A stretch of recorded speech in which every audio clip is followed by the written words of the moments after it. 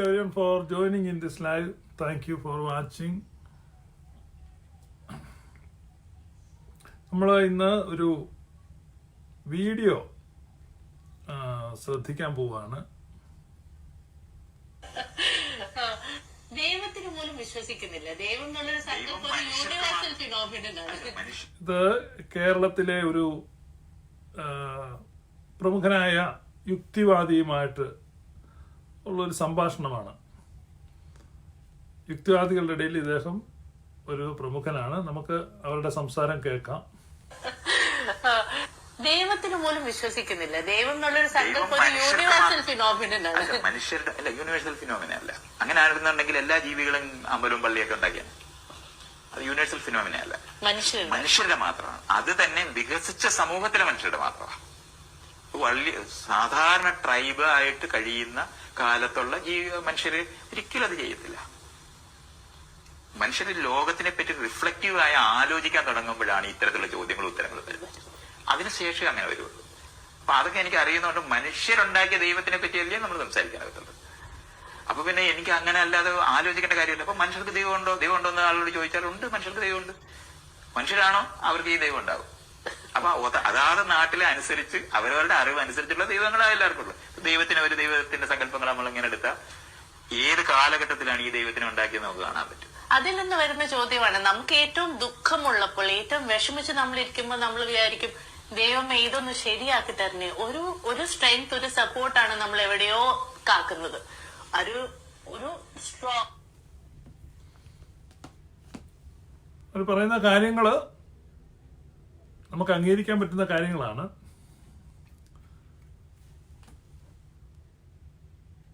എന്നാൽ അവരെത്തുന്ന നിഗമനങ്ങൾ നമുക്കൊരിക്കലും അംഗീകരിക്കാൻ പറ്റാത്തതുമാണ്. അവരെ അവതരിപ്പിക്കുന്നത് മനുഷ്യന്റെ നിസ്സഹായ അവസ്ഥയിൽ അവൻ ദൈവത്തെ അന്വേഷിക്കുന്നു. അതൊരു യാഥാർത്ഥ്യമാണ്. സാമ്പത്തികമായ ഉയർച്ച പ്രാപിക്കുന്ന രാജ്യങ്ങൾ ദൈവത്തെ ഉപേക്ഷിക്കുന്നു. ഉദാഹരണ സഹിതം അവർ പറയുന്നു, സോഷ്യൽ സെക്യൂരിറ്റി ഉള്ള രാജ്യങ്ങൾ, മനുഷ്യന്റെ കൂട്ടായ്മ അത്രയ്ക്ക് ആവശ്യമില്ല, തൊട്ടയൽക്കാരന്റെ ഒരു ആവശ്യമില്ല എന്ന വിധത്തിൽ സോഷ്യൽ സെക്യൂരിറ്റി ഗവൺമെന്റ് ഉറപ്പുവരുത്തുന്ന രാജ്യങ്ങൾ ദൈവത്തിൽ നിന്ന് അകന്നു പോകുന്നു. ഇപ്പൊ ദൈവം എന്ന വിശ്വാസത്തിലൂടെ ഒരാത്മബലം, പിന്നെ ഒരു കൂട്ടായ്മ, ഇതൊക്കെയാണ് മനുഷ്യൻ ആർജിക്കുന്നത്. ഇവ യാഥാർത്ഥ്യങ്ങൾ. ഇത് അതിൻ്റെയൊക്കെ ഒരു പാർശ്വഫലമാണ്. എല്ലാ കാര്യങ്ങൾക്കും ഒരു പാർശ്വഫലമുണ്ട്. അപ്പം അതുപോലെ ദൈവവിശ്വാസത്തിലേക്ക് വരുമ്പോൾ ഉണ്ടാകുന്ന പാർശ്വഫലങ്ങളാണ് അവർ പറയുന്നത്. ആ വീഡിയോയിൽ മുന്നോട്ട് പോകുമ്പം അവർ വീണ്ടും ദൈവത്തിൻ്റെ എക്സിസ്റ്റൻസിനെ നിഷേധിക്കുന്നുണ്ട്. Very existence of God.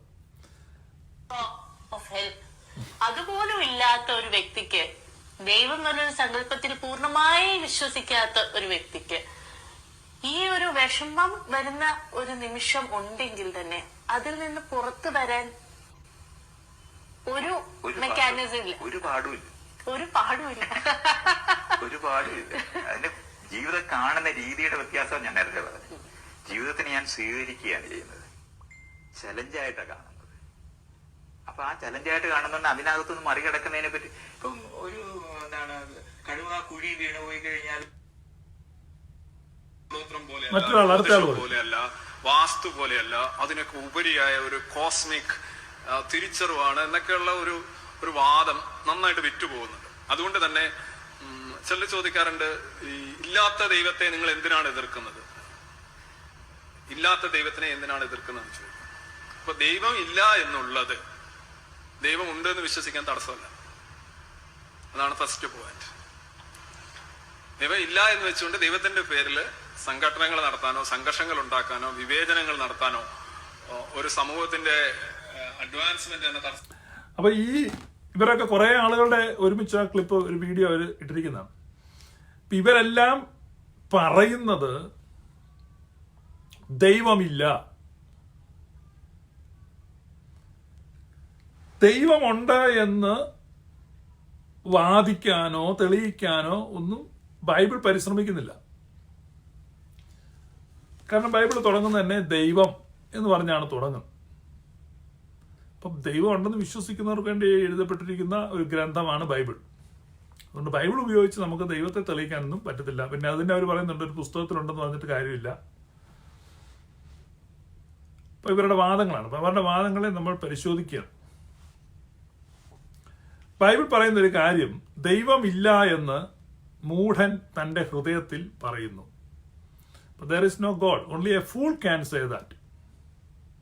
ഇപ്പൊ ശാസ്ത്രീയ വികസനങ്ങൾ, ശാസ്ത്രീയ നേട്ടങ്ങൾ ഇതൊന്നും നമ്മൾ കണ്ടില്ല എന്ന് നടിക്കുന്നല്ല.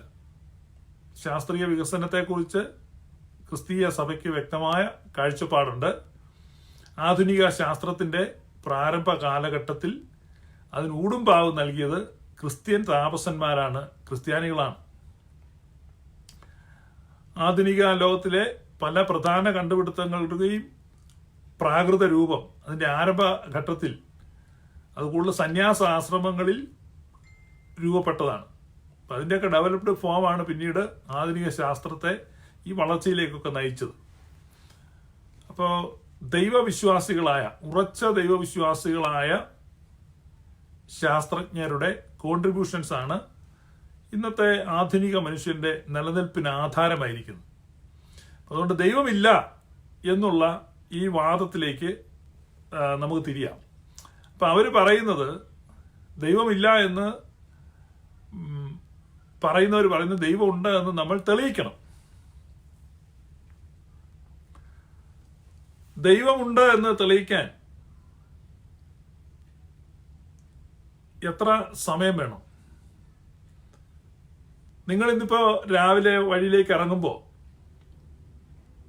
നിങ്ങളുടെ വീടിന്റെ അടുത്തുള്ള ഒരു ഭിത്തിയിൽ ഒരു നല്ല ചിത്രം വരച്ചിട്ടിരിക്കുന്നു. വഴിയെ പോകുന്നവരുടെ സംഭാവനകൾ, നാണയത്തുട്ടുകളൊക്കെ കിട്ടാൻ വേണ്ടി ഒരാൾ വരച്ചതാണ്. വരച്ച ആൾ അവിടെ ഇല്ല. വരച്ച ആൾ അടുത്ത ഒരു ചായക്കടയിലേക്ക് ചായ കുടിക്കാൻ പോയിരിക്കുകയാണ്. ആ വരച്ച ആള് ആ ചിത്രത്തിന്റെ അടുത്തില്ല എന്നതുകൊണ്ട് ആ ചിത്രകാരൻ ഇല്ലാതെയാകുന്നില്ല. അങ്ങനെ ഒരു ചിത്രകാരൻ ഇപ്പൊ അവിടെ ഇല്ല എന്നതുകൊണ്ട് ആ ചിത്രം തനിയെ അവിടെ രൂപപ്പെട്ടതുമാകുന്നില്ല. അപ്പൊ കേവലം ഒരു ചിത്രം ആ ഭിത്തിയിൽ വരുമ്പോൾ അത് ഇന്നലെ രാത്രിയിലെ ശക്തമായ കാറ്റിലും മഴയിലും രൂപപ്പെട്ടതാണെന്ന് ഒരാൾ പറഞ്ഞാൽ ആ ആളെ നിങ്ങൾ വിളിക്കുന്നത് ഫൂൾ എന്നായിരിക്കും. അതാണ് ബൈബിൾ ദൈവമില്ല എന്ന് മൂഢൻ തന്റെ ഹൃദയത്തിൽ പറയുന്നു. Only a fool can say that there is no God. അപ്പൊ ഇവരെ ഈ പറയുന്ന ആളുകൾ പിന്നെ മതം പരിചയപ്പെടുത്തുന്ന ദൈവം, മതം അവതരിപ്പിക്കുന്ന ദൈവം, അതേക്കുറിച്ചുള്ള അഭിപ്രായ വ്യത്യാസങ്ങൾ ഉണ്ടാകാം. അപ്പോ ഇവര് നേരത്തെ സംബന്ധിച്ച് ദർ ഇസ് എ ഗോഡ്,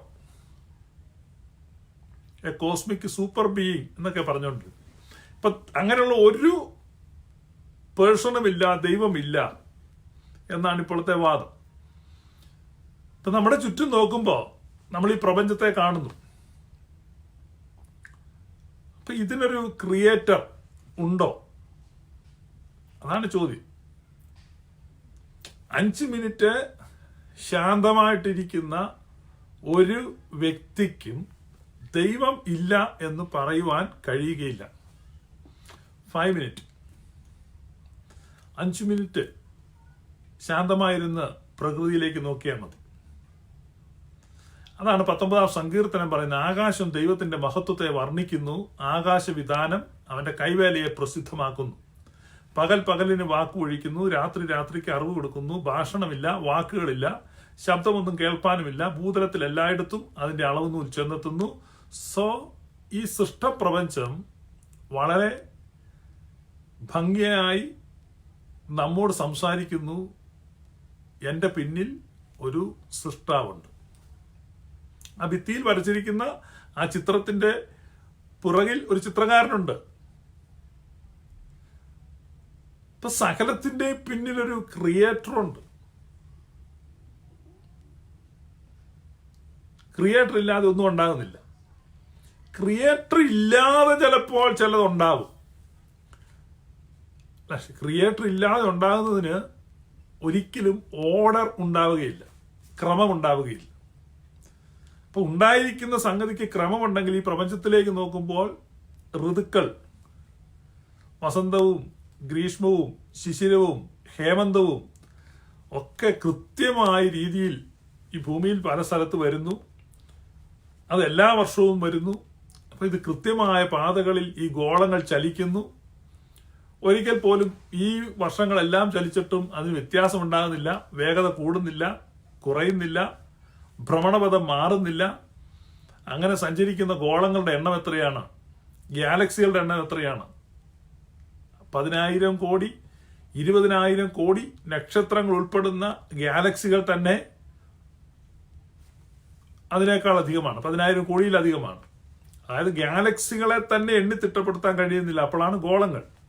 ഇത്രയും മഹാപ്രപഞ്ചം അതെല്ലാം കൃത്യമായ പാതകളിലൂടെ ചലിക്കുന്നു. ഈ മഹാപ്രപഞ്ചത്തെ നോക്കിയിട്ട് ഈ മഹാപ്രപഞ്ചത്തിൽ നമ്മുടെ ഭൂമിയുടെ സ്ഥാനത്തെ ലൊക്കേറ്റ് ചെയ്യാൻ നോക്കിയാൽ അത് വളരെ വളരെ പ്രയാസമാണ്.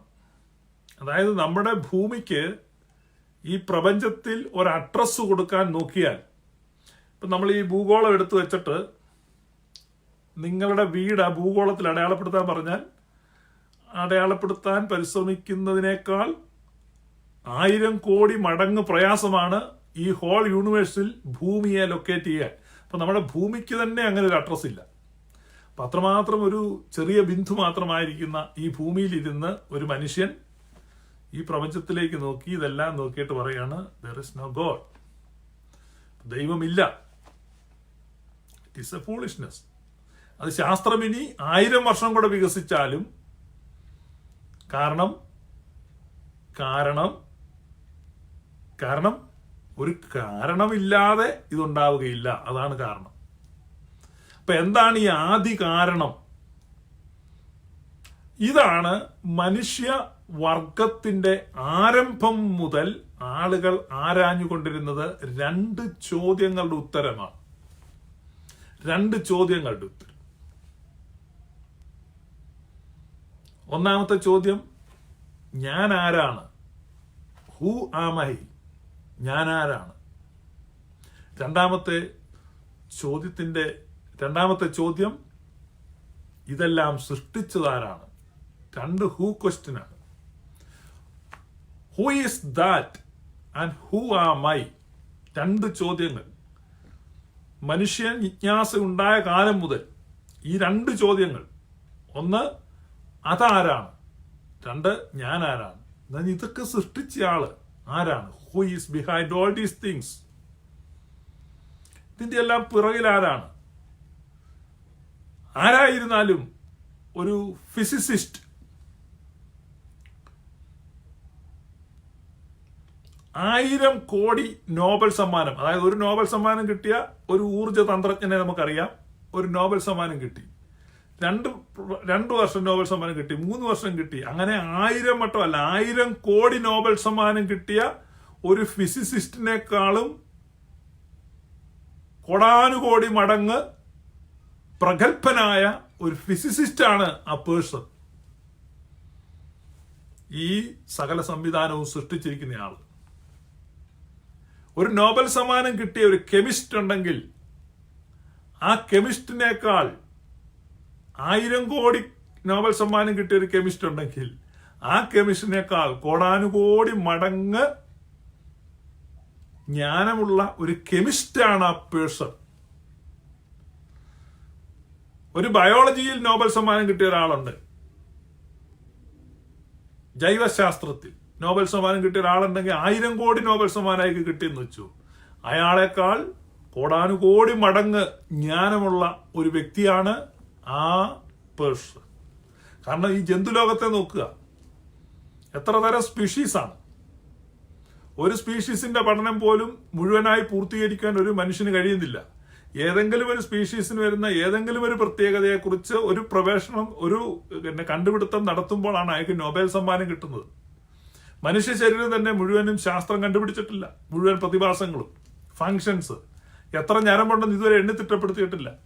അപ്പൊ അങ്ങനെ ഇരിക്കുമ്പോ ഈ ലോകത്തുള്ള ഇത്രയും വൈവിധ്യമുള്ള ജന്തുക്കൾ അവരുടെ മുഴുവൻ സൃഷ്ടി നടത്തിയിരിക്കുന്നു.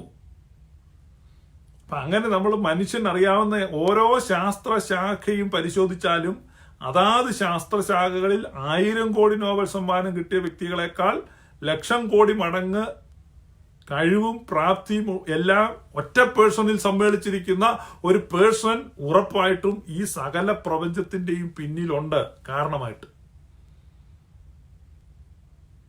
അതുകൊണ്ട് ഈ കാരണമന്വേഷിക്കുന്ന ആ ദൈവശാസ്ത്രം രൂപപ്പെട്ടപ്പോൾ മനുഷ്യൻ പറഞ്ഞു, ഹീ ഷുവർലി ആൻ ഓംനീഷ്യൻ ബീയിങ്, സർവജ്ഞാനിയായ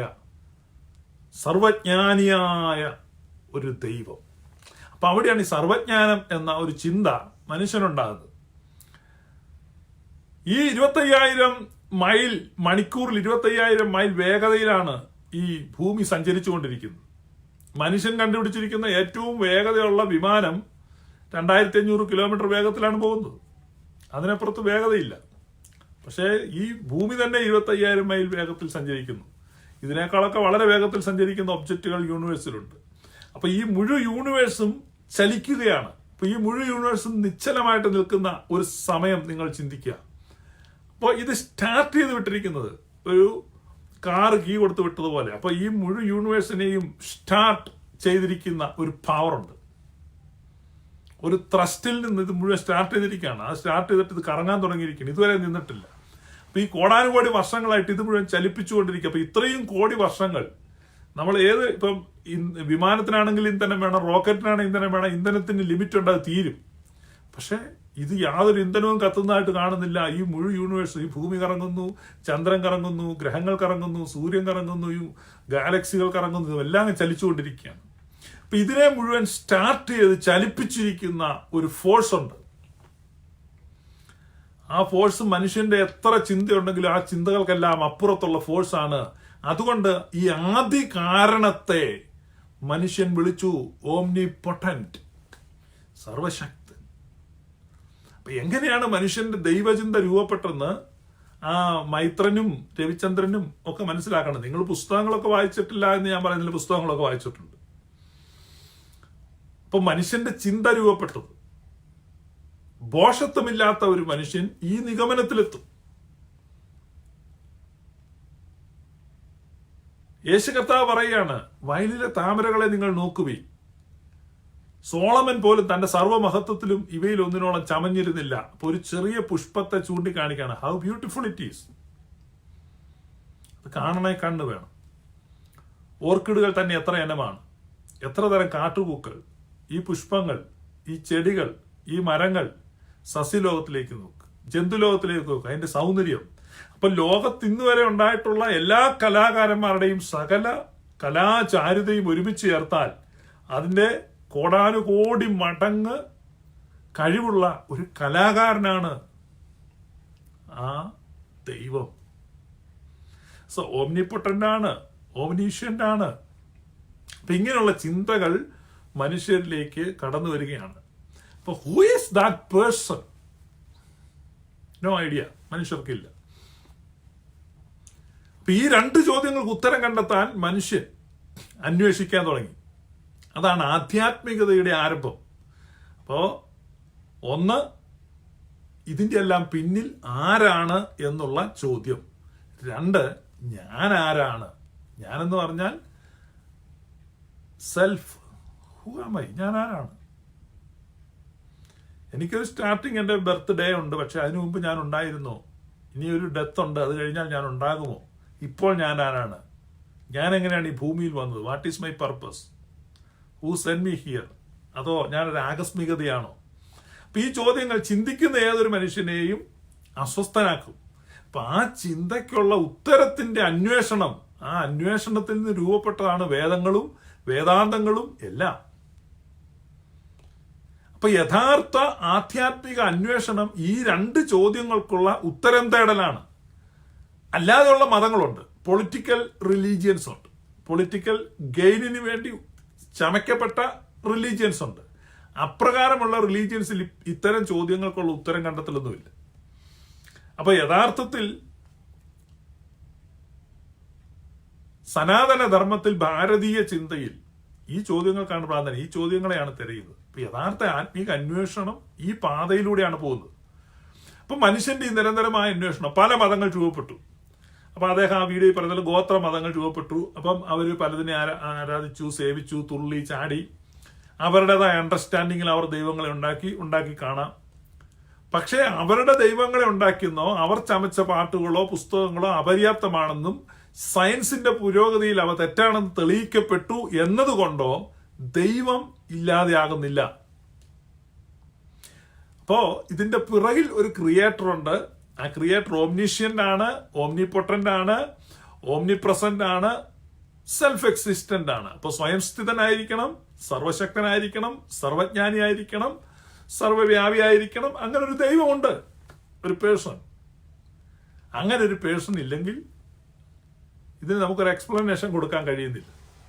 അയ്യോ അത് ഞങ്ങളിപ്പോ കണ്ടുപിടിക്കും, ഞങ്ങളിപ്പോ അത് നടന്ന് ഇങ്ങനെയാണ്. അതിപ്പം ബീരാൻ ബിരിയാണി ഉണ്ടാക്കി. അപ്പൊ ബീരാൻ ബിരിയാണി ഉണ്ടാക്കിയിട്ട് പോയി. അപ്പം മൈത്രനും രവിചന്ദ്രനും ബിരിയാണി കഴിക്കുകയാണ്. അപ്പോൾ ഒരാൾ പറയാണ് ഇത് ബീരാൻ ഉണ്ടാക്കിയ ബിരിയാണിയാണ്. അല്ല. അപ്പൊ മൈത്രൻ കണ്ടുപിടിക്കുകയാണ് ഈ ബിരിയാണിക്കകത്ത് കരയാമ്പു കിടപ്പുണ്ട്. ഇപ്പൊ ഒരു കരയാമ്പു ഉണ്ട്, കണ്ടോ ഈ ബിരിയാണിയിൽ കരയാമ്പു ഉണ്ട്, ഈ ബിരിയാണിയിൽ കരയാമ്പു ഇട്ടിട്ടുണ്ട്. അന്നത്തേനും രവിചന്ദ്രൻ പറയാണ് കറുവാപ്പട്ട ഇട്ടിട്ടുണ്ട്. അപ്പൊ ഇന്റർവ്യൂ ചെയ്യുന്ന പെങ്കൊച്ചു പറയാണ് കോഴീന്റെ കാലുണ്ട്. അപ്പൊ 3 പേര് 3 സാധനം പിടിച്ചിരിക്കുക. ഒരു കറുവാപ്പട്ട പിടിച്ചിരിക്കുന്നു, ഒരു കരയാമ്പ് പിടിച്ചിരിക്കുന്നു, ആ പെങ്കൊച്ചൊരു കോഴിക്കാല് പിടിച്ചിരിക്കുന്നു. അപ്പൊ ഇവര് 3 കൂടെ cheers. there is no Beeran ഇല്ല. കാരണം നമ്മൾ ഇതെന്നെ കണ്ടുപിടിച്ചിരിക്കുന്നത് ആവിയിൽ പുഴുങ്ങിയാണ് ഉണ്ടാക്കിയിരിക്കുന്നത്, ഇതടിയിൽ തിളപ്പിച്ചാണ് ഉണ്ടാക്കിയിരുന്നത്. ആരുണ്ടാക്കി? ഇപ്പൊ പ്രപഞ്ച സത്യങ്ങൾ കണ്ടെത്തി എന്നതാ, അതല്പം എന്തോ ഒരു കഷണം കണ്ടെത്തി. ശാസ്ത്രീയ സത്യം കണ്ടെത്തി, ഞങ്ങൾ കണ്ടെത്തി. മനുഷ്യന്റെ മുടി നരയ്ക്കുന്ന എങ്ങനെയെന്ന് കണ്ടെത്തി. മനുഷ്യനെ വാർദ്ധക്യം വരുന്ന എങ്ങനെയെന്ന് കണ്ടെത്തി. ഞങ്ങൾ DNA വായിച്ചു.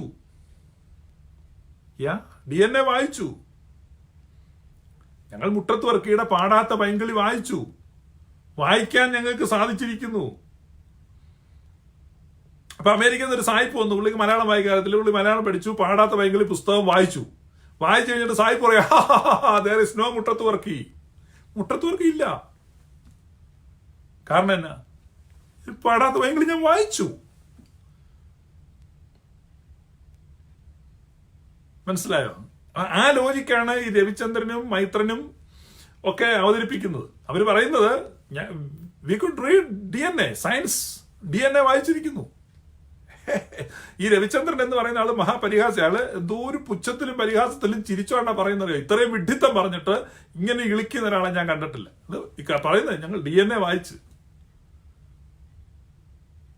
എന്നിട്ടൊരു ഇളിപ്പിച്ചിരി. ദൈവമില്ല. DNA വായിച്ചു കഴിഞ്ഞിട്ട് ദൈവം ഇല്ലെന്നല്ല പറയേണ്ടത്. മുട്ടുകുത്തി കൈകൾ ഉയർത്തിട്ട് പറയണം ദൈവമേ നീ എത്ര ജ്ഞാനിയാകുന്നു, നീ ഉണ്ട്. കാരണം ഇത് എഴുതി വെച്ചിരിക്കും, it is not an accident. ഇത് ആകസ്മികതയല്ല. വെരി ക്ലിയർ ആയിട്ട് DNA എന്ന് പറഞ്ഞ ഇതിനകത്ത് എഴുതപ്പെട്ടിരിക്കുന്നു വ്യക്തമായി. അപ്പൊ കമ്പ്യൂട്ടർ കോഡിങ് പോലെ, കമ്പ്യൂട്ടറിന്റെ ഒരു പ്രോഗ്രാം പോലെ ഓരോ സൃഷ്ടിക്കും, ഓരോന്നിനും ഫസ്റ്റ് ആ ഓരോ കോശത്തിലും ഓരോ തന്മാത്രയിലും അതിന്റെ മുഴുവൻ സ്വഭാവ സവിശേഷതകളും ജനറ്റിക് ലാംഗ്വേജിൽ എഴുതപ്പെട്ടിരിക്കുന്നു. ഒരു മൂർഖൻ പാമ്പിന്റെ മുട്ട, ആ മുട്ടയുടെ ഒരു സെല്ലിൽ അത് എഴുതിയിരിക്കുന്നു. ഈ മുട്ട വിരിഞ്ഞു വരുന്നുണ്ടാകുന്ന ജീവി എങ്ങനെയായിരിക്കണം, അതിന് എത്ര അടി നീളം ഉണ്ടാകണം, അതിന്റെ ശൽക്കങ്ങൾ എങ്ങനെയായിരിക്കണം, അതിന്റെ തൊലി എങ്ങനെയായിരിക്കണം, അതിന്റെ പത്തി വിടർത്തുന്നത് എങ്ങനെയായിരിക്കണം, അതിന്റെ പുറകിൽ മാർക്കുണ്ടായിരിക്കണം, ഇതെല്ലാം എഴുതപ്പെട്ടിരിക്കുന്നു. അപ്പൊ ഈ DNA എന്ന് പറയുന്ന ഒരു കോശത്തിൽ എഴുതപ്പെട്ടിരിക്കുന്ന പ്രോഗ്രാം അനുസരിച്ച് അത് വളരുന്നു.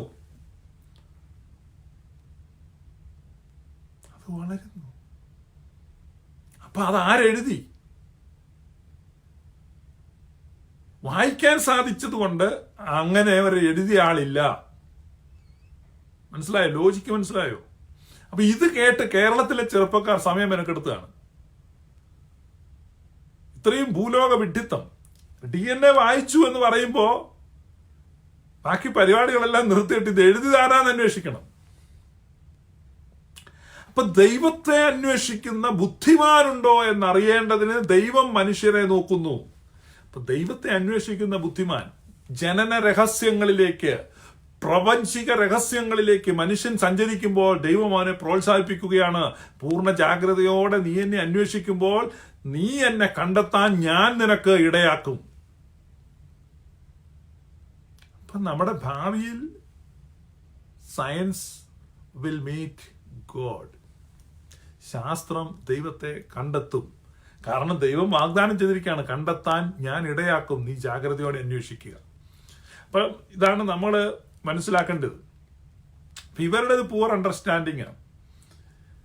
അപ്പൊ ഇങ്ങനെ ഒരു ദൈവമുണ്ട്, സർവശക്തനായ, സർവവ്യാപിയായ, സ്വയം സ്ഥിതനായ ആ ദൈവം, ഇതിന്റെ എല്ലാം കാരണഭൂതൻ, കാരണമായിരിക്കുന്ന ദൈവം. ഇപ്പൊ ഒരുപാട് കഥാപാത്രങ്ങൾ, പല മതങ്ങൾ, ചിലപ്പോൾ പരസ്പര വിരുദ്ധമായ കഥാപാത്രം, അതെല്ലാം സ്റ്റോറീസ് ആണ്, ഒക്കെ എഗ്രി ചെയ്യാണ്. അപ്പൊ അങ്ങനെയുള്ള കഥാപാത്രങ്ങളുണ്ട്. അപ്പൊ ഈ ദൈവത്തെ നമുക്ക് എവിടം വരെ ചെല്ലാൻ പറ്റും? മനുഷ്യൻ ഈ വലിയ ഉയരമുള്ള ഒരു മരത്തെ കയറും, അതിനപ്പുറത്ത് പറ്റത്തില്ലായിരുന്നു. പിന്നെ വിമാനമൊക്കെ ഉണ്ടാക്കിയത്, റോക്കറ്റ് ഉണ്ടാക്കി, എന്നിട്ടും മനുഷ്യൻ എവിടം വരെ ചെന്നു? ചന്ദ്രനി വരെ ചെന്നു എന്നുള്ളതാണ് അവകാശവാദം. അത് തൊട്ടടുത്ത ഗ്രഹം പോലും ആകുന്നില്ല, ഒരു ഉപഗ്രഹമേ ആകുന്നുള്ളൂ. അത് തന്നെ ഡിബേറ്റബിൾ ആണ്. ചെന്നിട്ടില്ലെന്നും ചെന്നിട്ടുണ്ടെന്നും പറയുന്നു, ആർക്കും അറിയത്തില്ല, പോയിട്ടുണ്ട്. ഇനി അത് അംഗീകരിച്ചാൽ തന്നെ ചന്ദ്രൻ വരെ എത്തിയിട്ടുള്ളൂ. ഈ പ്രപഞ്ചവുമായിട്ട് നോക്കുമ്പം അതെങ്ങും ആയിട്ടില്ല. അപ്പൊ മനുഷ്യൻ എത്ര ലിമിറ്റഡ് ആണ്, എത്ര ചെറുതാണ്, അവന്റെ ആയുസ് എത്ര ചെറുതാണ്. ഈ ഭൂമിയിൽ 3000 വർഷം പഴക്കമുള്ള വൃക്ഷങ്ങൾ നിൽപ്പുണ്ട്. 3000 വർഷം ആയുസുള്ള, പ്രായമുള്ള ഒരു മനുഷ്യനില്ല.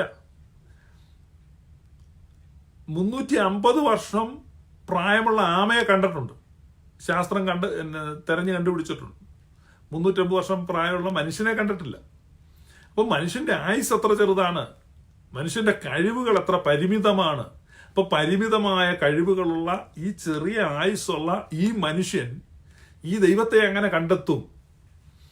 അപ്പൊ ഈ ദൈവത്തെ എങ്ങനെ കണ്ടെത്തും? ദൈവത്തെ അന്വേഷിക്കുന്നവർ അടുത്ത തലമുറയ്ക്ക് അവർ കണ്ടെത്തിയ കാര്യങ്ങൾ, അവർക്ക് ഗ്രഹിച്ച കാര്യങ്ങൾ പകർന്നു കൊടുക്കുകയാണ്. അവരവിടെ നിന്ന് അന്വേഷണം പുനരാരംഭിക്കുകയാണ്, തുടരുകയാണ് ഒരു യാത്ര. അപ്പൊ ഈ പരിമിതനായ, ബലഹീനനായ ചെറിയ മനുഷ്യന് ഈ അപരിമേയനായ, അനന്തമായ, സർവശക്തനായ, സർവജ്ഞാനിയായ ദൈവത്തെക്കുറിച്ച് അറിയണമെങ്കിൽ ആ ദൈവം അവനിൽ പ്രസാദിച്ച്, ദൈവം അവനൊരു വെളിപ്പാട് കൊടുത്തെങ്കിൽ മാത്രമേ മനസ്സിലാവുകയുള്ളൂ. So we need a revelation from God. അപ്പൊ മനുഷ്യന് ദൈവത്തിൽ നിന്ന് ഒരു വെളിപ്പാടില്ലാതെ ദൈവത്തെക്കുറിച്ച് അറിയുക അസാധ്യമാണ്. അപ്പൊ പുരാതന മനുഷ്യർ, നമ്മൾ അവരെ ഗുഹാമനുഷ്യരെന്നും ശിലായുഗ മനുഷ്യരെന്നും പിന്നീട് ഗോത്രവർഗക്കാരെന്നും ഒക്കെ പരിഹസിക്കുന്നുണ്ട്. ആ പുരാതന മനുഷ്യർ, അവരോട് ദൈവം ഇടപെട്ടു എന്ന് പല സ്ഥലത്തും അവകാശപ്പെടുന്നു. അങ്ങനെ അവകാശപ്പെടുന്നവരിലെ പ്രമുഖരായ ഒരാളാണ് മോശ. ഇസ്രായേലിന്റെ ഗോത്ര നേതാവായിരുന്ന മോശ. മനുഷ്യ സംസ്കാരത്തിന്റെ ചരിത്രത്തിൽ ഇവർ ഈ പറയുന്ന പോലെ കോടാനുകോടി വർഷങ്ങൾ, ഹോമോസാപ്പിയൻസ്, നിയാൻഡർതാല്, ആ താല്, ഈ താല് എന്നൊക്കെ പറയുന്നത്, അപ്പൊ കോടാനുകോടി വർഷങ്ങളുണ്ടായിരുന്നു. പക്ഷെ മനുഷ്യ ചരിത്രത്തിന് 5000 വർഷത്തെ റിട്ടേൺ ചരിത്രമേ ഉള്ളൂ. 5000 വർഷത്തെ. അപ്പൊ അതിനു മുമ്പ് കോടാനുകോടി വർഷങ്ങൾ ജീവിച്ചിരുന്ന മനുഷ്യൻ യാതൊരു കഴിവുകളും ഇല്ലാതെ കോടാനുകോടി വർഷങ്ങൾ ജീവിച്ചിരുന്നു എന്നാണ് ഇവരുടെ വാദം.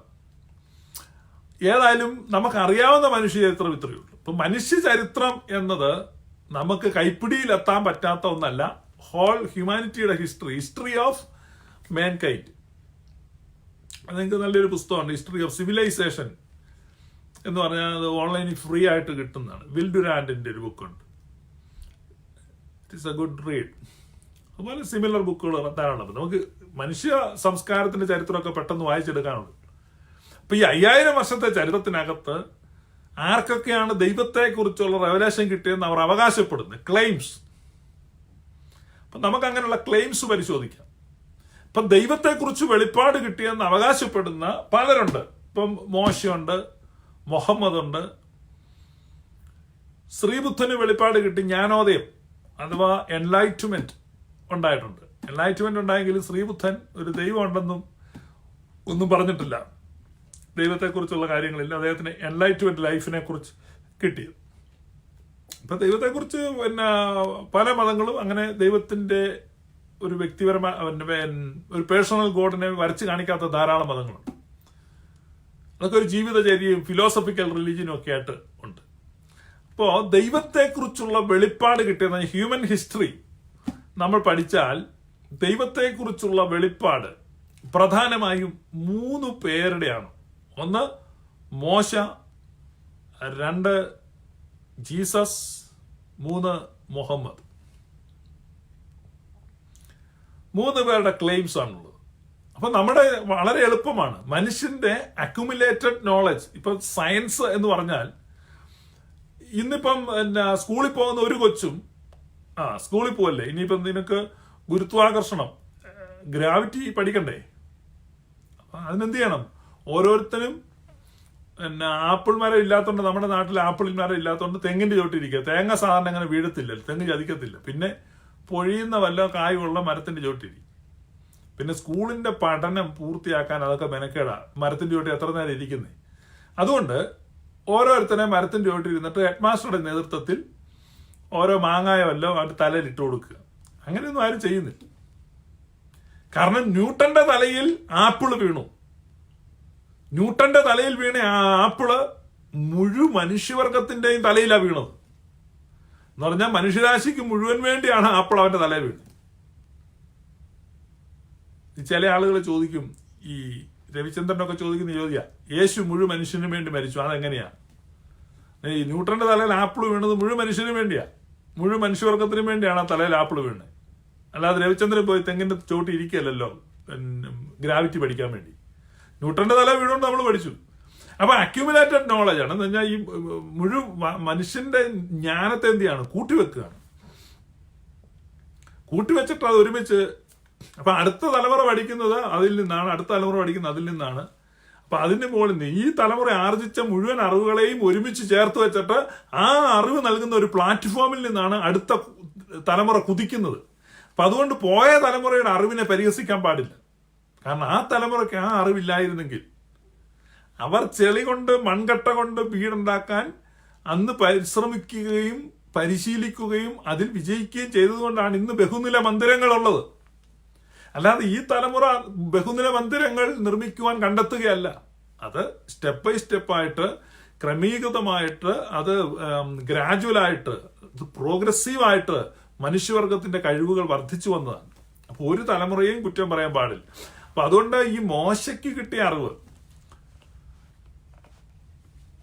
മുഹമ്മദിന് കിട്ടിയ അറിവ്, അങ്ങനെ ഉള്ള ഇതാണ് റെവലേഷൻ. അപ്പൊ നമ്മൾ അതിനെപ്പറ്റി പഠിക്കുന്നത്. അപ്പൊ ഈ മുഴുവൻ മനുഷ്യവർഗത്തിനും നമ്മൾ പഠിച്ചാൽ ഈ 3 എണ്ണം പഠിച്ചാൽ മതി. കൂടുതൽ, കാരണം 10 ലോകമതങ്ങളുണ്ട്. ഞാൻ 10 മതവും പഠിച്ചിട്ടുണ്ട്. അപ്പൊ അതിനകത്ത് ദൈവത്തെക്കുറിച്ചുള്ള റെവലേഷൻ, ദൈവം മനുഷ്യവർഗത്തോട് ഇടപെടും. അപ്പൊ ആ റെവലേഷൻ പഠിക്കാൻ ക്ലെയിംസ് ആണ്. അപ്പൊ അതിന്റെ ക്ലെയിംസ് എന്ന് പറഞ്ഞാൽ ഈ 3 എണ്ണം. അപ്പൊ ദ ക്ലെയിംസ് ഓഫ് മോസസ്, അപ്പൊ മോശയുടെ ക്ലെയിംസ് പഠിക്കുക. അപ്പൊ മോശയുടെ ആ സ്കൂളിൽ അതിന് താഴെ ധാരാളം പ്രോഫറ്റ്സ് ഉണ്ട്. അപ്പൊ അതെല്ലാം കൂടെ യഹൂദ മതം. ഇപ്പൊ യഹൂദ മതത്തിന്റെ ബാക്ക്ഡ്രോപ്പിൽ നിന്നാണ് ക്രിസ്ത്യാനിറ്റി ഉണ്ടായിരിക്കുന്നത്. അതിൽ നിന്നാണ് ഇസ്ലാം ഉണ്ടായത്.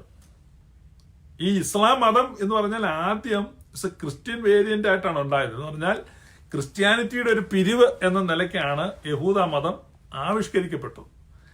ഈ ക്രിസ്ത്യാനിറ്റിയുടെ ആരംഭത്തിൽ ധാരാളം പിരിവുകൾ വന്നിട്ടുണ്ട്. ക്രിസ്ത്യ മതത്തിൽ നിന്ന് തന്നെ ഭിന്ന ഉപദേശങ്ങൾ, അങ്ങനെ ഒരു ഭിന്ന ഉപദേശമായിട്ട്, അതുകൊണ്ടാണ് ബൈബിളുമായിട്ട് അത്രയും സിമിലാരിറ്റി ഉള്ളത്. ബൈബിൾ കഥാപാത്രങ്ങളെ നിങ്ങൾക്ക് അതിൽ കാണാൻ കഴിയും. അപ്പോൾ ക്രിസ്ത്യാനിറ്റിയുടെ ഒരു പിരിവെന്ന നിലയ്ക്കാണ് ഇത് തുടങ്ങിയത്. പിന്നീട് അതൊരു സ്വതന്ത്ര മതമായി അത് വളർന്നു. ഇന്ന് ലോകത്തെ മേജർ റിലിജിയനായിട്ട് നിൽക്കുന്നു. ഇപ്പൊ നമ്മൾ പഠിക്കുമ്പോൾ അപ്പം ഖുറാനെയൊക്കെ അവർ വളരെ വിമർശിക്കുന്നുണ്ട്. ഖുറാന്റെ ഇല്ലോജിക്കലായിട്ടുള്ള കാര്യങ്ങൾ, ഇൻകൺസിസ്റ്റന്റ് ആയിട്ടുള്ള കാര്യങ്ങളൊക്കെ അവർ കാണിക്കുന്നു. ഇപ്പൊ നമ്മുടെ വിഷയം അതല്ല. ഞാൻ പറഞ്ഞു ഈ 3 എണ്ണം നോക്കുക. ഇപ്പൊ claims of Moses, claims of Jesus, claims of Muhammad. ഇതാണ് മനുഷ്യവർഗത്തിന്റെ ആകെ ദൈവം ഇടപെട്ടു എന്നുള്ള ക്ലെയിംസ്. പിന്നെ പലയിടത്തും ചില തട്ടിപ്പുകാർ, ചില കൾട്ടുകൾ ഒക്കെ അവിടെ ഒന്നിച്ച് ദൈവം വെളിപ്പെട്ടു, ദൈവം പറഞ്ഞു എന്നൊക്കെ പറയാറുണ്ട്. അതിനൊക്കെ ആ തരത്തിലുള്ള വലിയ മുഖവിലയ്ക്ക് എടുക്കേണ്ട ആവശ്യമില്ല. അപ്പൊ അതുകൊണ്ട് പ്രധാനമായും ദൈവം പറഞ്ഞു. മോശ ഒന്നാമത്തെ ആളാണ്. അപ്പൊ മോശയുടെ ക്ലെയിംസ് നമ്മൾ ബൈബിൾ നോക്കിയാൽ കാണാം. ഇപ്പൊ മോശയ്ക്ക് പ്രമാണങ്ങൾ കൊടുക്കുന്നു, മോശയ്ക്ക് പ്രവചനങ്ങൾ കൊടുക്കുന്നു, മോശ ഒരു ജനതയെ നയിക്കുന്നു. അപ്പൊ ആ ജനതയോട് ദൈവം ഇടപെടുന്നു, ദൈവം നടത്തുന്നു, ദൈവം അവരുടെ കൂടെ ഉണ്ടെന്ന് അവർ അവകാശപ്പെടുന്നു. അപ്പൊ ആ ഹിസ്റ്ററിയിലേക്ക് നോക്കുക. അവരോട് കൂടെ ദൈവം സഞ്ചരിച്ചു, അവർക്ക് വിജയങ്ങൾ നൽകി, അവർക്ക് ആശ്വാസം നൽകി. അപ്പൊ അവരുടെ ലിവിങ് റിയാലിറ്റി ആയിട്ട് ദൈവം അവരുടെ കൂടെ ഇരുന്നു. അതാണ് അവരുടെ ക്ലെയിം. ഇന്നത്തെ ഇസ്രായേൽ വരെ വന്ന് നിൽക്കുകയാണ് ആ ക്ലെയിം. അപ്പൊ ഹിസ്റ്ററി ഓഫ് ഇസ്രായേൽ. പിന്നീട് പ്രോഫസീസ്. ഇപ്പൊ പഴയ നിയമത്തിൽ പ്രവചനങ്ങൾ ഉണ്ടായിരുന്നു. ആ പ്രവചനങ്ങളെ ഫുൾഫിൽ ചെയ്തുകൊണ്ട് മെസ്സായ വന്നു. അപ്പൊ ഇപ്പോൾ ഇവരൊക്കെ ഈ രവിചന്ദ്രന്റെ ടീമും പറയുന്നത് പഴയ നിയമത്തിലെ പ്രവചനങ്ങൾക്ക് മാച്ച് ചെയ്യുന്ന വിധത്തിൽ പുതിയ നിയമത്തിൽ ഇവർ പുസ്തകങ്ങൾ എഴുതി. എന്നാൽ ആ പുസ്തകം എഴുതിയാരാന്ന് ഇവർ പറയുന്നില്ല. അങ്ങനെ പുസ്തകം എഴുതിയതുകൊണ്ട് എഴുതിയവർക്ക് എന്ത് നേട്ടമാണ് ഉണ്ടായതെന്നും പറയുന്നില്ല. അങ്ങനെ ഒരു പുസ്തകം എഴുതിക്കൊണ്ട് എഴുതപ്പെട്ടവരെല്ലാം കൊല്ലപ്പെടുകയായിരുന്നു. അപ്പോൾ കൊല്ലപ്പെടാൻ വേണ്ടി എന്ന് പറഞ്ഞാൽ യാതൊരു തരത്തിലും സർക്കുലേറ്റ് ചെയ്യപ്പെടാനോ പോപ്പുലാരിറ്റി കിട്ടാനോ പുസ്തകം വിറ്റ് പൈസ ഉണ്ടാക്കാനോ ഒന്നും ഒരു സാധ്യതയും ഇല്ലാത്ത ഒരു കാലഘട്ടത്തിൽ കൊല്ലപ്പെടാൻ വേണ്ടി പുസ്തകം എഴുതിയ കുറെ ആളുകൾ. ഒരു തരത്തിലും ഇവരുടെ വാദം ഒത്തുപോകത്തില്ല. അപ്പൊ പുതിയ നിയമ ഗ്രന്ഥങ്ങൾ, അപ്പൊ ആ പ്രോഫസികൾ നിറവേറുന്നു നമുക്ക് കാണാം. അടുത്തായിട്ട് Jesus Christ, the person Jesus Christ. ഞാൻ പറഞ്ഞില്ല 5000 വർഷത്തെ മനുഷ്യവർഗത്തിന്റെ ചരിത്രമുള്ളൂ. അപ്പൊ 5000 വർഷത്തെ മുഴുവൻ മനുഷ്യവർഗത്തിന്റെയും ചരിത്രം എടുത്തു വെച്ചാൽ ആ മുഴുവൻ മനുഷ്യവർഗത്തിന്റെയും ചരിത്രത്തിൽ നിന്ന് വേറിട്ട് നിൽക്കുന്ന ഈ ഒറ്റ വ്യക്തി സിംഗിൾ ഔട്ടായിട്ട് നിൽക്കുകയാണ് ജീസസ് ക്രൈസ്റ്റ്, യേശുക്രിസ്തു. അപ്പൊ യേശുക്രിസ്തുവിന്റെ അവകാശവാദം ദൈവം തന്നെ അയച്ചതാണ്. God send his son. ദൈവം തന്റെ പുത്രനെ അയച്ചു. താൻ പിതാവിന്റെ അടുക്കൽ നിന്ന് വന്നിരിക്കുകയാണ്, പിതാവിന്റെ അടുക്കലേക്ക് പോവുകയാണ്. ധാരാളം അവകാശവാദങ്ങളാണ്, ക്ലെയിംസ് ആണ് യേശുവിൻ്റെതായിട്ടുള്ളത്. പിന്നീടുള്ളത് മുഹമ്മദിന്റെ ക്ലെയിംസ് ആണ്. ഇങ്ങനെ ഈ 3 കീ ഫിഗേഴ്സ് ആണുള്ളത്. ബൈബിളിലെ പ്രവാചകന്മാരുണ്ട്, യെശയ്യാവും യെഹെസ്കേലും യെരമ്യാവും, അങ്ങനെ ധാരാളം പ്രവാചകന്മാരുണ്ട്. അവരുടെ പ്രവചനങ്ങൾ നിറവേറിയിട്ടുണ്ട്. പക്ഷെ അവരെല്ലാം നമ്മൾ ആ മോശയുടെ കീഴിൽ ഞാൻ കണക്ക് കൂട്ടിയത് കൊണ്ടാണ് അങ്ങനെ 3 പേരുടെ പേര് എടുത്തു പറഞ്ഞു. അപ്പൊ ഇങ്ങനെയൊക്കെ നമ്മൾ നോക്കുമ്പോൾ പുസ്തകങ്ങളെ സംബന്ധിച്ച്, ആചാരങ്ങളെ സംബന്ധിച്ച്, ദൈവ സങ്കല്പങ്ങളിലെ പൊരുത്തക്കേടുകൾ, ഇതൊക്കെ വാദങ്ങൾ പലപ്പോഴും മനുഷ്യർ കണ്ടേക്കാം.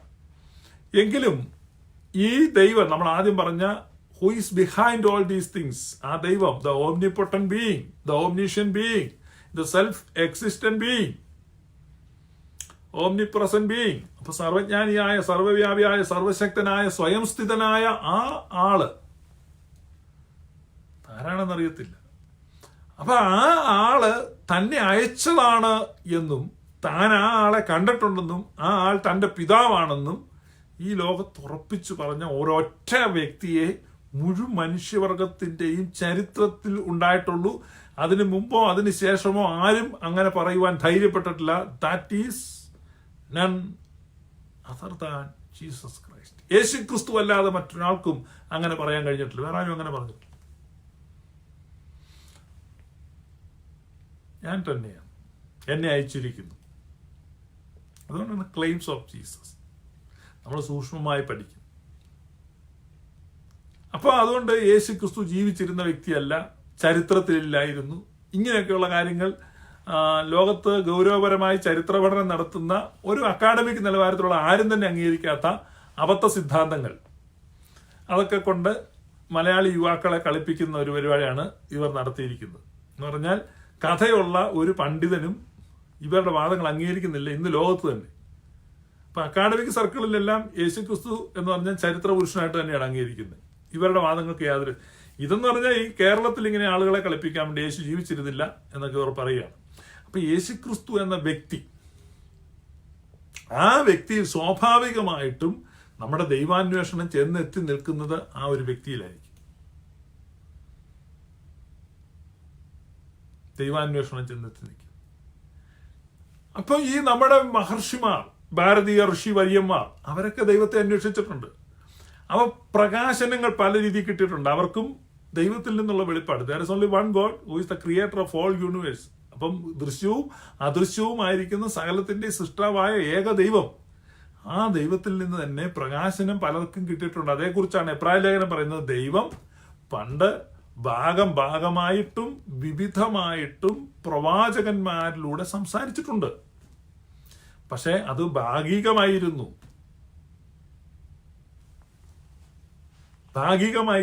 പൂർണ്ണമായി ഉള്ള വെളിപ്പാടല്ല, ഭാഗികമായിട്ട് സംസാരിച്ചിട്ടുണ്ട്. പൂർണ്ണാർത്ഥത്തിൽ പുത്രനിലൂടെ സംസാരിച്ചു. പുത്രൻ വന്നപ്പോഴാണ് പൂർണ്ണമായ അർത്ഥത്തിൽ ആ വെളിപ്പാട് നമുക്ക് ലഭിച്ചത്. ഇവരെ സംബന്ധിച്ച് ഇവരുടെ വാദങ്ങൾ, there is no one like that, ആരും ഇതിന്റെ പുറകിലില്ല, ഇതെല്ലാം തനിയെ ഉണ്ടായിരിക്കുന്നത്, അതെവിടെ നിന്നാണെന്നുള്ളതിന് യാതൊരു സാറ്റിസ്ഫൈയിങ് ആയിട്ടുള്ള യാതൊരു ആൻസറും തരുവാൻ സാധിക്കുന്നുമില്ല. അപ്പം നമ്മളെ സംബന്ധിച്ച് ഈ സകലത്തിൻ്റെയും പിന്നിൽ ഒരു ദൈവമുണ്ട്. ആ ദൈവം മനുഷ്യവർഗത്തോട് ഇടപെടുന്നു. എന്നാൽ മനുഷ്യരുടെ ഇടയിൽ ഇന്ന് പ്രചാരത്തിലുള്ള മതങ്ങളും ദൈവങ്ങളും കൂടുതലും മനുഷ്യന്റെ ഭാവനയിൽ നിന്ന് ദൈവങ്ങളുണ്ടായിട്ടുണ്ട്. മനുഷ്യന്റെ ഭാവനയിൽ നിന്നും ഭയത്തിൽ നിന്നും ഒക്കെ അവർ ദൈവത്തെ സൃഷ്ടിക്കുകയും രൂപപ്പെടുത്തുകയും പ്രചരിപ്പിക്കുകയും ഒക്കെ ചെയ്തിട്ടുണ്ട്. എന്നാൽ ഇങ്ങനെയുള്ള ഒരു ദൈവം ഏതാണ്?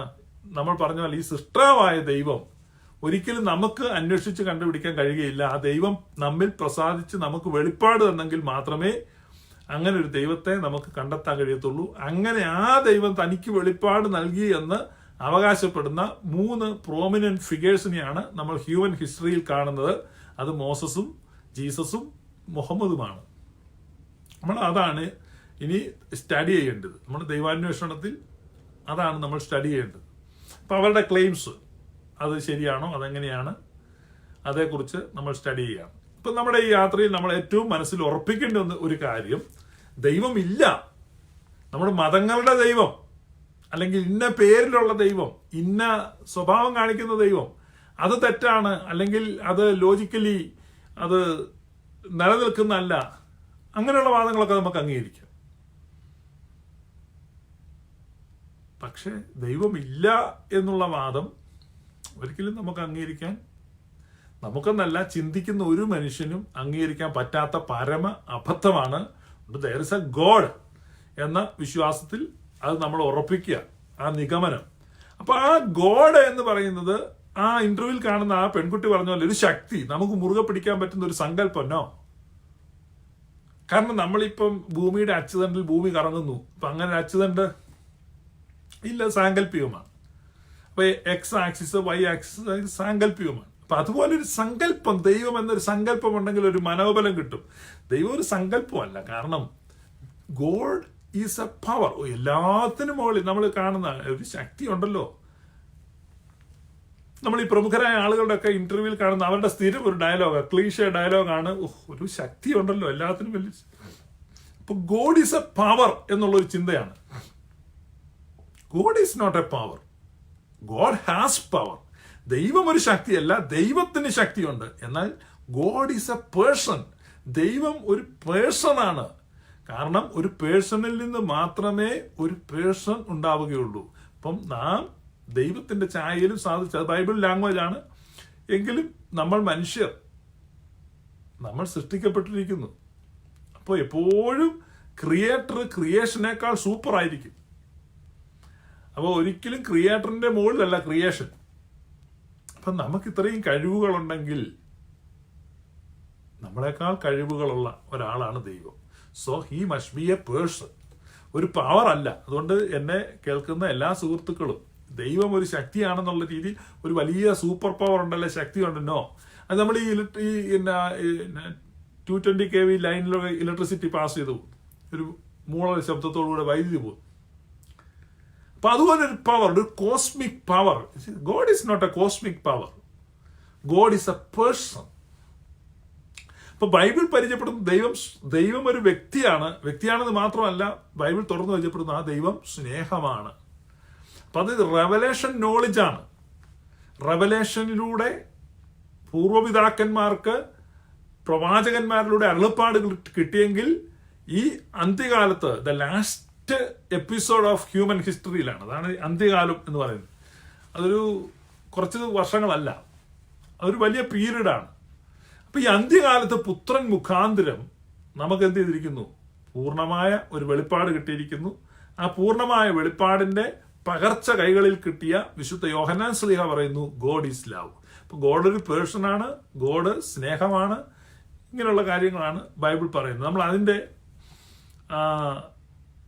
എത്രമാത്രം ലോജിക്കൽ കൺസിസ്റ്റൻസി ഇതിനുണ്ട് എന്ന് നമ്മൾ പരിശോധിക്കും അടുത്ത ദിവസങ്ങളിൽ. എന്തുകൊണ്ടാണ് ഇവരുടെ അവകാശവാദങ്ങൾ അല്ലെ ഇവരുടെ പോയിന്റ്സ് തെറ്റാകുന്നത്?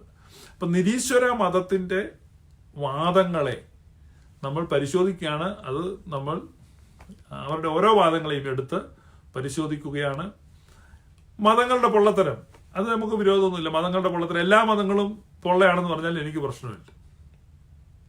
അപ്പൊ ദൈവം ഒരു പേഴ്സണാണ്. ദൈവം ഇതിന്റെ എല്ലാ സൃഷ്ടാവും നിയന്താവുമാണ്. There must be a creator. അവിടെ ഒരു ക്രിയേറ്റർ ഉണ്ടായാൽ മതിയാകൂ. ഇതിനെ നിയന്ത്രിക്കുന്ന ഒരാളുണ്ടായാൽ മതിയാകൂ. ആ ആള് നമ്മേക്കാളെല്ലാം സൂപ്പറായ, നമ്മൾ ആദ്യം പറഞ്ഞല്ലേ, ഫിസിക്സിലും കെമിസ്ട്രിയിലും ബയോളജിയിലും എല്ലാത്തിലും ഏറ്റവും സൂപ്പറായ മതിയാകൂ. അതൊരു പേഴ്സണായ മതിയാകൂ. അപ്പൊ നമ്മൾ അങ്ങനെ ഒരു നിഗമനത്തിലാണ് എത്തുന്നത്. പിന്നീട് അത് മനുഷ്യവർഗത്തിന് വെളിപ്പാടിലൂടെ കിട്ടിയാൽ മതിയാകൂ. അത് വെളിപ്പാടിലൂടെ കിട്ടിയെന്ന് അവകാശപ്പെടുന്ന എത്ര പേരുണ്ടെന്ന് you can do your own research. നിങ്ങൾക്ക് തന്നെ അത് നിങ്ങളുടേതായ റിസർച്ച് നടത്താവുന്നതാണ്. അങ്ങനെ ഒരു റിസർച്ച് നടത്തുന്നത് വളരെ നല്ലതായിരിക്കും. അപ്പോ പൂർവിക കാലത്ത് ദൈവം തൻ്റെ ജനത്തിന് ഭാഗം ഭാഗമായിട്ടും അംശമായിട്ടും വിവിധമായിട്ടും പ്രവാചകന്മാരിലൂടെ ഒക്കെ അരുളി ചെയ്തെങ്കിൽ അന്ത്യകാലത്ത് പുത്രനിലൂടെ അരുളി ചെയ്തു. നമ്മൾ ഇനി ആ നോളജിലേക്കാണ് വരുന്നത്. സോ ഇത് ഒരു നിരീശ്വര മതത്തിന്റെ ഒരു വിമർശനവും ഖണ്ഡനവുമായിട്ട് നമ്മൾ പഠിക്കുകയാണ്. ദൈവം നിങ്ങളെ അനുഗ്രഹിക്കട്ടെ.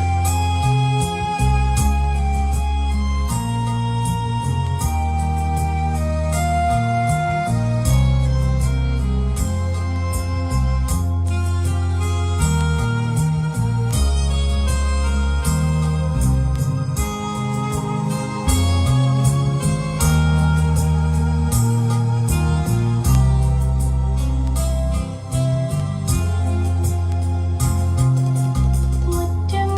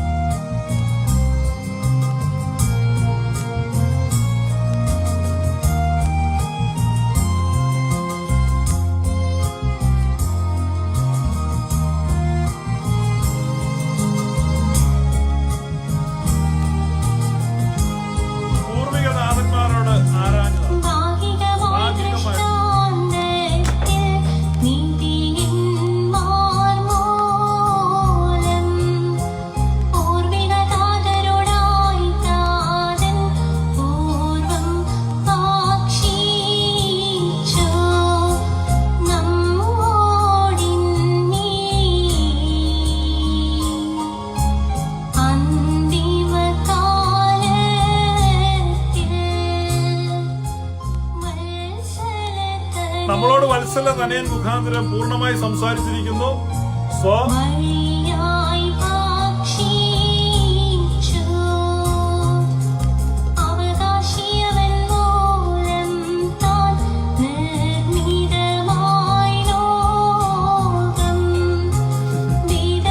thank you for your comments, your feedbacks. Thank you. May God bless you. ആ അവകാശിയിലൂടെ മുഴുവൻ പ്രപഞ്ചം സൃഷ്ടിക്കപ്പെട്ടു. നമ്മൾ അടുത്ത എപ്പിസോഡുകളിൽ അതിലേക്ക് കടന്നു പോകും. Thank you.